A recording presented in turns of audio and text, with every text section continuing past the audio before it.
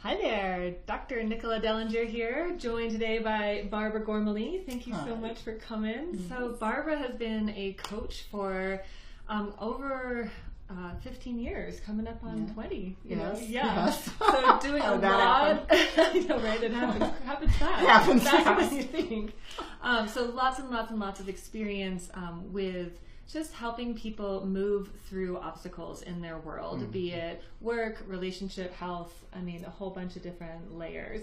And so has really been studying the Enneagram as part of her work and as a really influential tool in what informs her work so that she can work with each individual more personally with a depth of understanding, I think, that the Enneagram brings. Yes. So not the cookie cutter thing. Right. That's what I love about it. Yeah. Yeah. Well, I wouldn't call you cookie cutter. Yeah, no. I'm a Gemini. No one would call me cookie cutter. Not even. There's a lot of me. Yeah. It's only supposed to be two. There's a lot of Twins me. of twins. Yes, twins of twins. I like that. Yeah. Yeah, my mom always will tell me someday, she's like, there's way too many of you showing up today. Really? Yeah, she has done that in the past. Oh, I love that. As a Taurus, I don't get that. Yeah. Like, no, that's, yeah. So we're happy to have you with us. I'm excited. And part of the reason this came to be is that one of my videos about the inner critic really kind of touched something for Barbara because, of course, when we're coaching and working through something or trying to grow into a bigger version of who we are, the inner critic is sure to show up on your door. It's really, the inner critic's interesting. So this might sound strange to some of you, but it's both tangible and not tangible. So it's when we start really studying it, we feel like we can touch it and feel it and massage it. And also when we start studying it, we go, wow, there really isn't anything here unless I make it be here, because that's what happens with the inner critic. Okay. So I always tell people, they'll go, well, how is this tangible? Because some personality styles want tangible. Yeah, concrete. So I'll help them. Yeah, they want the concrete, so I'll help them find the concrete. And then others are like, I don't know, this is a little woo-woo. Well, yeah, it is. Well, let's back up a second. What is the Enneagram for those of us who haven't been experiencing Enneagram? So you all have access to the what'd you call it? Dr. Google. Yeah. I just got a new term a while ago, Dr. Google. So you can Google it. But I want to just give a couple of simplistic answers to something that's actually pretty complex. Sure. So what I love about the Enneagram is it's timeless and it's for a lifetime. So once we learn about our personality style, and we all have one. We've all probably even said, oh my God, so-and-so doesn't even have a personality. Yes, they do. We all have a personality. That's on the Enneagram. So the Enneagram is kind of a map to different types of personalities. It's a map to different types of personalities. Okay. And it has 9 personality styles to it in that lens. So there's other kinds of programs out there. Many of you have been a part of them or gone through assessments with them. But the Enneagram has 9. Okay. But the other part about it is it's also a map for self-love. Ooh. And that's a big piece that other tools, I'm going to call it a personality tool, but the other tools don't have that. And this does have a map to self-love. And it also is a map for the bigger piece of spirituality. It's not, I wouldn't call it a complete spiritual path, but I would call it a great big exploration. Really? Yeah. Okay. So that's why I love it. Okay. Yes. Cool. Because it's not really narrow. Okay. So how do you use it? So clients will come to coaching for many different reasons. And what I do in my line of coaching, in my practice, is I watch how their personality style is being resourceful for the issue at hand and unresourceful. So let's just say that someone comes to me, I'm just going to use stress because we can all relate to that, okay? Each of our personality styles interfaces with stress differently, and we all experience stress differently. That's the other thing I like about the Enneagram. The Enneagram is more about what you're experiencing rather than results. Okay. It's interesting, right? Yeah. What are you experiencing rather than the results? So my style, so I'll pick on myself while I'm here, my style would experience stress when there's not a pathway, when there's not a checklist of things to do, when there's when there's not performance, if you will, to be done. So my experience of stress and how I get stressed is not going to be the same, Nicola, as someone who is more in the intellect side of things. They do not experience stress in the same way I do. So what I'm watching for with the client, and sometimes I use the assessment very directly, and other times someone never even knows I'm using it as a tool. It becomes my tool. Gotcha. And I'm watching for how to interface with them very specifically around their experience. And that's why I like it, again, because it's not cookie cutter. It's what is your experience of it, and I'm watching how the personality style plays into that. Okay. And we have levels of health within our personality style. And this was the piece that hooked me about the Enneagram. So I got hooked onto the Enneagram through a counselor. Hubby and I long ago were having marital disagreements. Hiccups. Big hiccups. Yeah. Was not pretty. And we still have them. So anyway, that's why. Marriage, Welcome to marriage. So the counselor that we were going to introduced us to the Enneagram. Well, my style took that and ran with it. Now, his style, not so much. Hubby's style, not so much, okay? My style did, and I actually came out of the corporate sector, so I knew just about every assessment tool that was out there, every self-help thing, every personality thing that was available, but I actually had never known about the Enneagram. And this counselor introduced us to it, and I did what you're actually not supposed to do. I went home after the first introduction to that, and I was up for almost 30 hours, Nicola. I'm not kidding you. Really? Reading about this. You're not supposed to do this. Don't do this. The reason I say this is because it's not pretty. When we start to learn about who we take ourselves to be, it's just not pretty.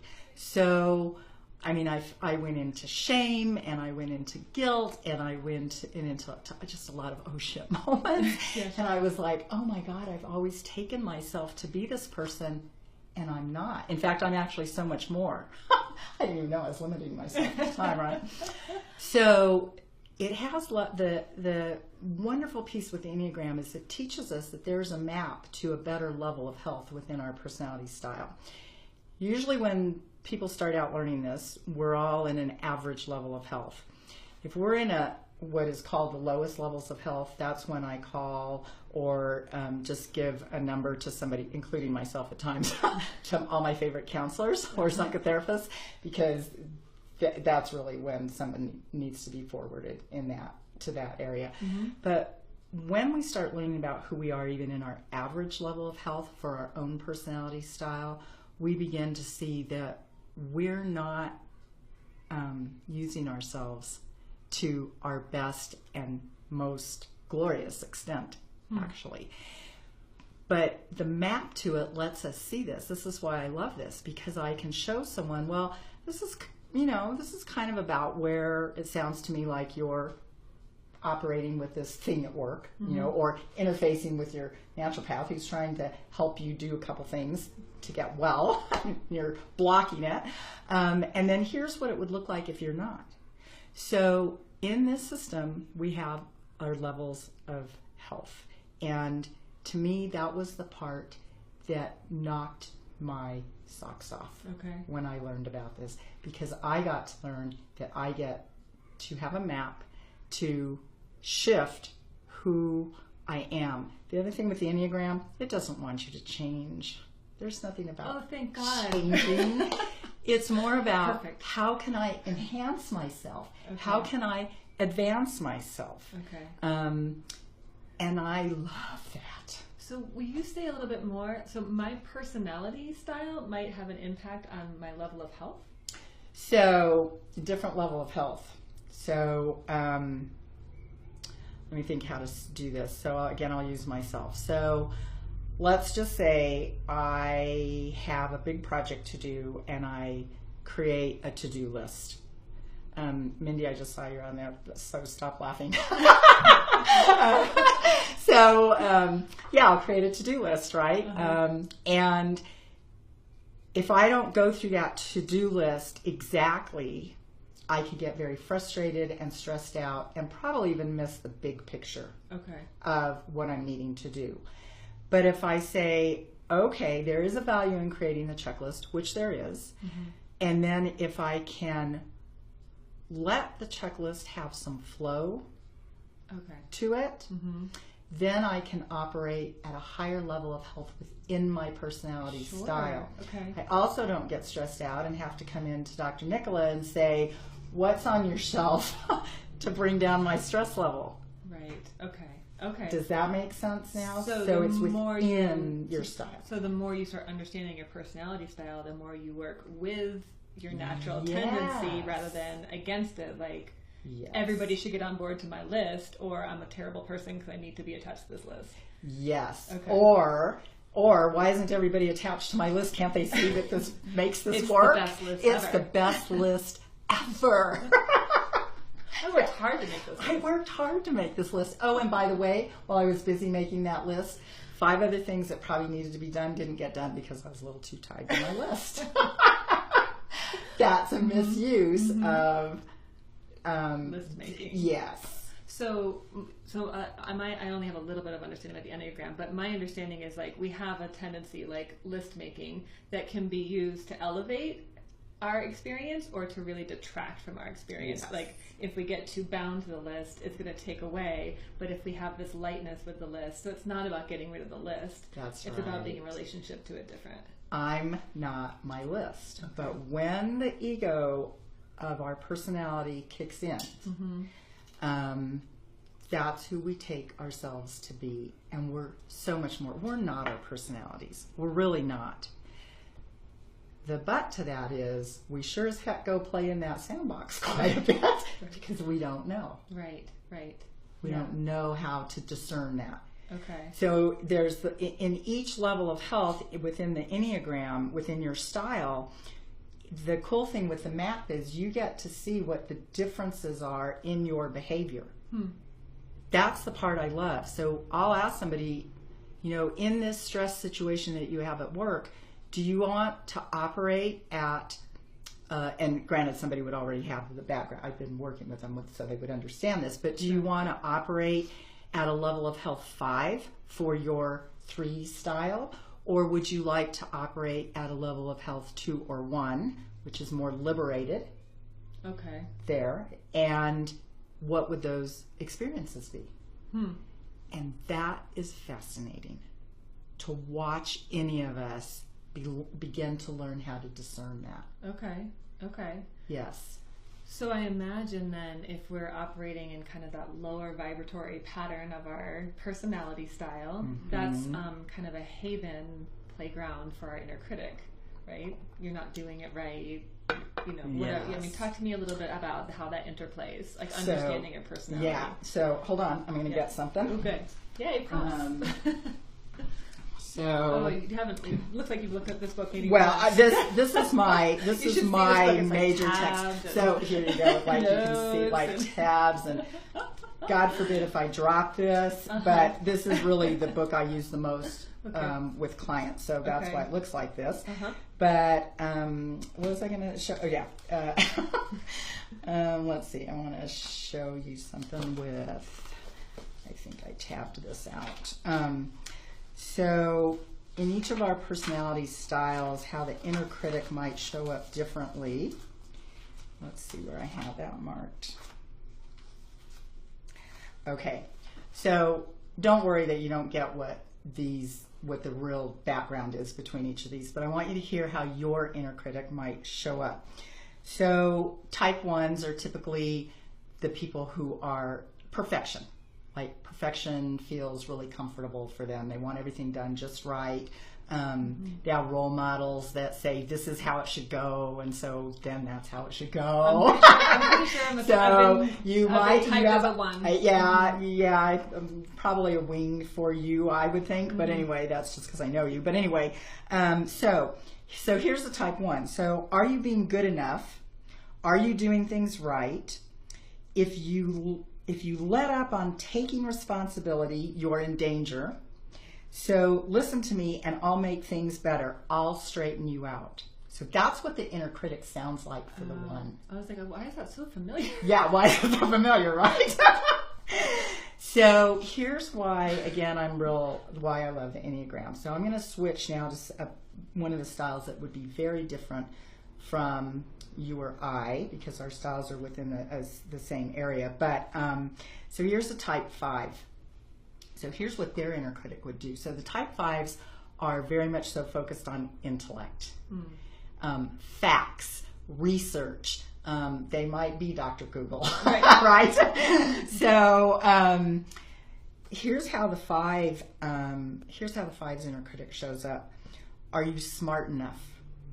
Are you competent enough? Are you figuring out how things work? If you don't have enough expertise, you're in danger. Yeah, I'll straighten you out.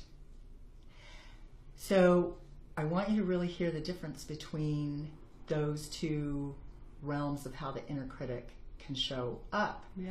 So I never generalize the inner critic to someone. I might give them a general picture of what that means, but whatever that inner critic is for each of us is different because of our personality style. Fascinating. It's fascinating and it's important. Let me read you one for the type 7. Are you free enough? Are you being spontaneous enough? Are you having enough fun? Do you have enough white space to have enough fun? If you show your sadness, you're in danger. This is always very interesting. Your inner critic loves to make you think you're in danger. Oh, yeah. Oh, yeah. Oh, she does. Yeah. Because that's how she called me to action. And so then again, we hear her saying, or him saying, so I'll straighten you out. Yeah. So the inner critic is really busy with always wanting to straighten us out. But straighten us out of what? Right. That's what we have to check in with. I don't need to be straightened out of something when I can see that I could be operating from a different level of health, an advancement, an enhancement, than where I'm getting caught for my inner critic to kick in. Awesome. This is the part I love about this. This type 8, are you strong enough? Okay. Are you in control? Have you done everything in your power to be in control? And if you show vulnerability, you are in big trouble. You're in great big danger. So what the theme I'm picking up is that the inner critic is always A, telling us we're going to be in danger, but B, trying to keep us safe from danger. Yes. But the dangers aren't all the same. The dangers are not all the same. So this is why I get a little bit, I have my own little hiccup when I hear somebody say, well, just be yourself. Okay? If we're just being ourselves at an average level of health within our personality style, we're certainly doing that. But it may not be resourceful. It's not our whole self. We're actually being our personality instead of liberated from it. Gotcha. And when we don't know that, the wrong message lands. And so I'm always really careful with that. Yeah. Because that's who we take ourselves to be. Gotcha. Instead of the bigger realm that we are. We're not our personalities, but funny enough, we really pull them in. Right. Yeah. It sure feels that way. It really feels that way until we can see that it's an experience. You know, how am I interacting with this style? So for me, I actually have a hard time interacting with somebody who gets really intellectual Okay. I'm like, okay, it makes my inner critic come out and say, you're not good enough. Oh, okay. You're not smart enough. Oh, That's what happens. Okay. So then I'm like, oh, wow. Watch how I interact with that. Interesting. Yes. It activates my inner critic in that way. So then, of course, what am I going to do? I might say, I don't want to go to lunch with that person anymore. I don't want to be on the team with that person anymore. Yeah. And so it plays out in all these different ways in our world, but we don't realize why we're feeling intimidated by that person, or unless I can connect into it and go, oh, it's great that they are more on the intellectual side than I am, because maybe I need to borrow from that sometimes. I love that phrase. Yeah, I love to borrow. So I'll have clients and say, they're like, oh, I just can't go to that place of, where the 5 style can operate in this intellectual piece. And so I'll just say, well, what if we borrow a little bit of its best self for you? And then somebody might say, well, I guess I could do a little bit more research when I have to present whatever at work, or, go look up maybe something that Dr. Nicola told me might be interesting for me to think about with my body. So then it's not a pushback, it's more of an invitation. So the more deeply that I understand my personality type, then the more spacious I can be about other people's personalities. It's so true. Okay. Yes. Because now I can identify, oh, okay, well, that person's a 5, and they just have a different way of approaching the world than me, and now it's not a threat. So when I work with businesses and help them work with teams, we take a look and we see where the styles are, who's which style, and then the idea there is, how do we keep each style illuminated? How do we keep that style doing what is best for them? An example there, and I actually had this, it's been a while back, but a person was pretty hooked up on their perfection lens for something. So I began to help her learn how to, and I will say I use this term, zip it, but I said, when is part of this really about perfection? And what she began to see was there was only a few snippets with what this project at work was that required perfection. Okay. And when she got that, in fact, she had a lot more fun. Yeah. Yes, she relaxed it. But then where the perfection was required and was important, man, she brought it in, and she brought it in beautifully. And then it made sense. So this was to a group of some engineering work that was being done. And it was probably appreciated by the team. And then it was appreciated. Because it wasn't always perfection. Yes. It was just when it was required. Yes. And then I imagine that creates a state of health and ease and even joy, because now she's at work knocking it out of the park. And now I don't come into you and say, my stomach is always hurting when I'm in this meeting with these guys because of blah, blah, blah, blah. Because they're shooting you daggers. Yes. And then I come in and I go, well, Nicola, I probably might still need something, but I don't get so hooked. Yeah. Now in trying to present my... Right. Fix ourselves as though something were broken. Yes. But really it's because we haven't really been in relationship to ourselves in a deeper way. Yes. That we perceive it as broken. Like, oh, I always have to be so perfectionistic. Why do I always have to? Rather than, wow, what a gift, when it's appropriate. It's a gift. So the beauty with every single one of our personality styles through the Enneagram, and all of them, but we all have amazing gifts and talents and just these natural skills and abilities. But if we don't know how to connect into them for their authenticity, then we end up connecting into them in wrong use. Okay.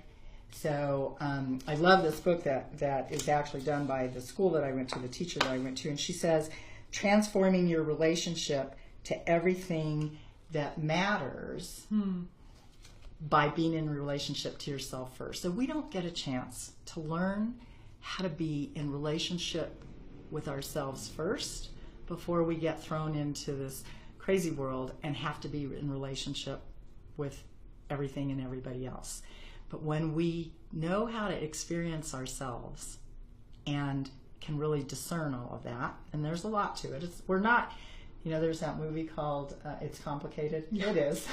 We're not simple. We're human beings, and we have this amazing humanness about us.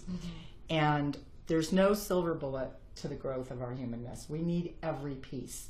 You know, the coach needs the coach needs the naturopath, the coach needs, you know, the mindfulness teammate or practitioner. We all need all the modalities that are out there for us. Nothing's a silver bullet. Pieces might fit in for a few months or a few weeks or a few years, for a good long period of time, and then something else shifts in. And we have to, all the modalities play in. Absolutely. To our humanness. Yeah. And when we get that, then that place of personality style can play in, and then we also learn that if our inner critic is showing up, I always just, I'll invite a client, can you invite your inner critic to just go sit in the timeout chair? Right? I mean, can you just go sit in the timeout chair? And it's really, it adds humor. It adds the humanness to it.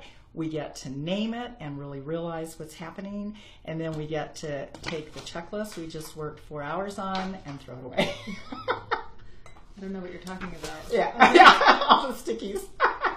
But yes, in my evolution out of my one perfectionist thing, not everything's checked off. Everything's checked off. Not everything is checked off. So I'm evolving. Oh. And this has been on my desk for 2 weeks. Yay. That's right. That's a thing. See, you can move out of perfectionism. Yeah. But I still enhance it. Right. It's about, again, I just can't, that's why I love this particular piece that I bring to the coaching field, is that, not just me, but any coaches associated with it, it's about enhancement and advancement of yourself.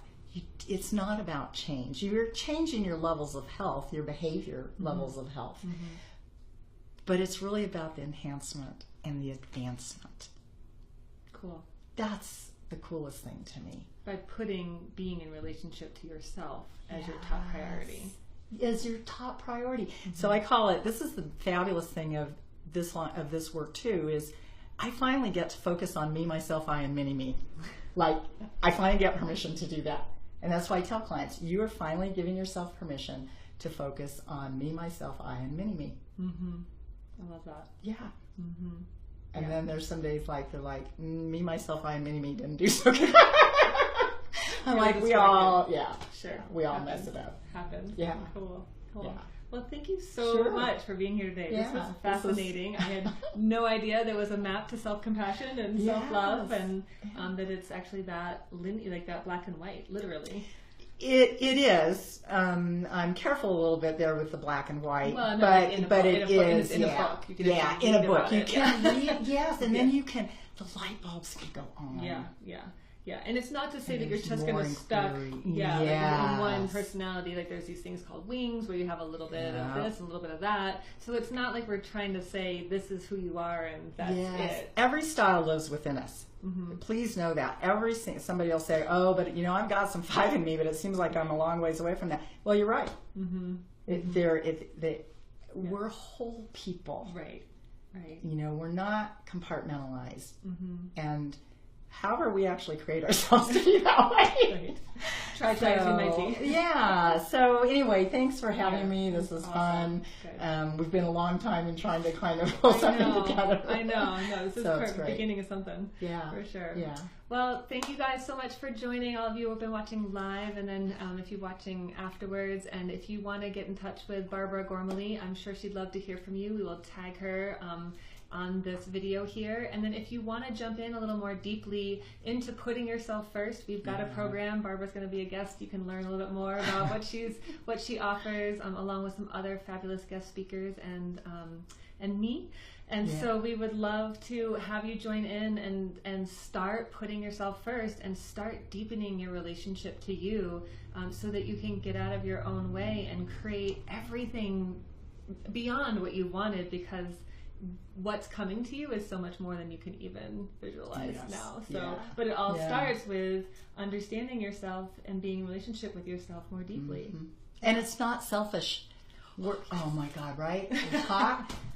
We are really going to get off. But, but this is an important piece, right? We're not selfish when we put ourselves first from a lens of consciousness. I love that. When we do it unconsciously, right, yeah, sure. there's some hiccups there, right? But when we do it from a place of consciousness, it's not selfish, and it's so much more liberating. You create so much more for you, but everybody else in your sphere and beyond. It's all about creating so much more, but not just for me. Exactly. It's like doing your work and honoring yourself then opens up this huge vehicle to just create more in the world, more for everybody. Yes. Yeah. Yeah. And in this time and place on our planet, using ourselves to our best self, there's a lot of cry out for that. Yeah, it's time. Yeah, it's time. Yeah. So jump in, choose you, join us in the program, join us here live, and we'll talk to you all soon. Thanks so much. See ya.